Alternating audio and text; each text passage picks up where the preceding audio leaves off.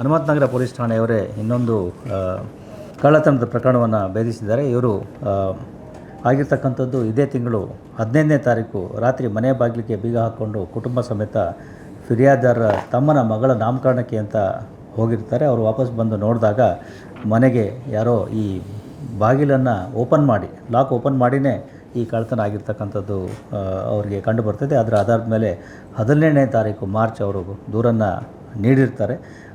ಅದರಂತೆ ಪೊಲೀಸರು ತನಿಖೆಯನ್ನು ಕೈಗೊಂಡು ಈ ಪ್ರಕರಣದಲ್ಲಿ ಆ ಮನೆಯ ಮಾಲೀಕರ ಮಗ ಏನಿದ್ದಾನೆ ಆತನನ್ನೇ ಬಂಧಿಸಿದ್ದಾರೆ.